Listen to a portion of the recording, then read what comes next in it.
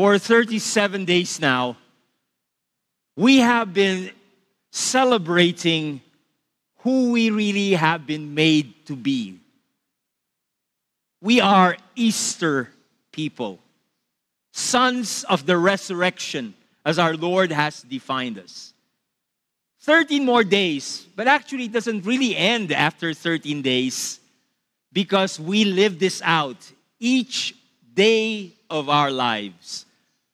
That we can continue to proclaim that just as we have been raised up with Christ, the word of Paul in the Colossians in chapter 3, verse 1 and 2 says, keep seeking the things that are above, where Christ is seated at the right hand of the Father. Set your mind on things above, not on things that are on earth. It is a progressive, continuous, unending journey of faith in our Almighty God. Each person, you who are here, all of us, you who are watching, have what we call defining moments. Moments in your life where you come to crossroads. Moments in your life when you are at a point of decision. What path will I take? What way will I go? And the beautiful thing is that God does not leave us without. He brings Himself into the scene in order that we may know where to go. Remember Proverbs 8. It says there, wisdom, he stands or she stands at the crossroads where the paths meet. In order that when we come to crossroads of our lives, defining moments, moments that are not just moments of decision, but moments of transformation. It begins to have an effect. You are either transformed for the better or for the worse.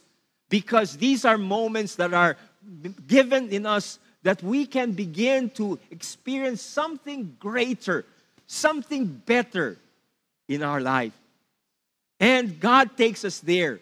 He says that's why He wants to fill us with all spiritual wisdom and understanding so that we may know how to walk in a manner worthy of Him, to please Him in all respects, bearing fruit, every good work, and increasing in the knowledge of God, being strengthened with all power according to His glorious might, who has now given us steadfastly, that we can be steadfast and patiently going on to believe with God who has qualified us to the inheritance of the saints in light.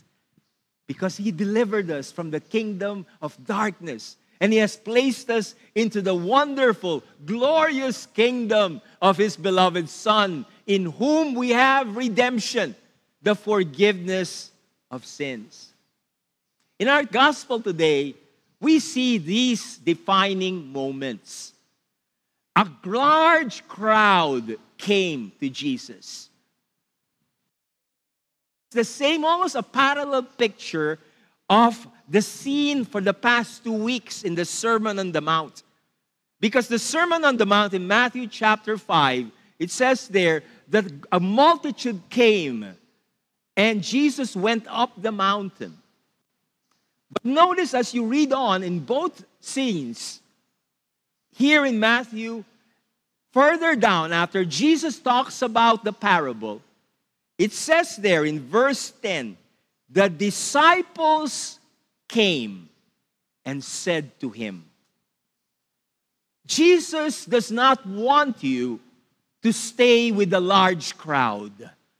Jesus wants to bring you to a defining moment of your life where you can single yourself out, detach yourself from the multitude that go with just perhaps a wrong motivation of following Christ, perhaps a self-centered agenda. But we are here today, called by God to a defining moment, to a moment that will bring transformation. In Joel chapter 3, verse 14, it says there, multitudes are in the valley of decision. There are many points every day. Kayo po, ako po, ay dumarating sa punto ng ating buhay na kailangan tayo ay magdesisyon. Ako ba ay magpapatuloy sa Panginoon? Ako ba ay lalo pang iangat niya, moving forward, reaching upward in the ways of the kingdom of God? Those are defining moments. If you look back in the Sermon on the Mount, in Matthew chapter 5, there was a large crowd. Jesus sat down, went up the mountain, he sat down, and his disciples came to him. Will you stay with the multitudes and the crowd? Or will you now come to Jesus and become a disciple? This is our defining moment. This is the time where God wants to qualify you together with the saints of the light in the inheritance that He has provided for you. And Easter, our life, is a time to continuously prepare ourselves for what God has already prepared for us. You know, in the Old Testament reading, we see there about the slaves. But the point of the lesson is not about the slavery. It's not about having people who will serve you. It's about the year of Jubilee. Those are the defining moments. Because the year of Jubilee in Christianity is not a time. It is not a space. It is not some goal we would reach. The Jubilee of every Christian is Christ Himself. He is our liberty, our freedom. The Spirit of the Lord is upon me, He said in Luke chapter 4, because He has anointed me to proclaim the year of God's favor. Your defining moment has come. Our defining moment is here today. And God wants to take you from the multitudes into His very presence to become a true disciple of His ways. May our lives begin to see this. Because as we look, even at the Sermon on the Mount, our identity was defined there. And here again, the identity of disciples was defined. Because here we see Jesus calling forth. This identity can only be seen and heard, not with physical eyes, but with eyes of the heart. That's why if you notice, the gospel today begins with Jesus saying to the multitude, "Behold," masdan nyo, tignan nyo. He's not talking about physical eyes. He's talking about spiritual eyes. If you look at Mark chapter 4, the parallel gospel of the sower and the seed, he begins with the word listen. Makinig ka. Tumingin ka, pagmasdan mo, at makinig ka. Upang matunghayan mo ang mga tinatawag na defining moments ng buhay natin. The problem with us many times, we like the multitude continue with our ways, as seemingly as if there was no Easter, there was no Christ crucified, there was nothing that really has brought hope to the people. And as Emerald Brown said, always remember this.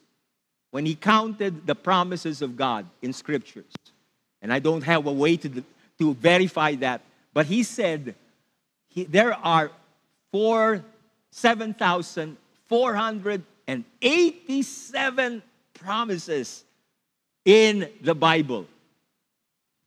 Why fear? Why be anxious?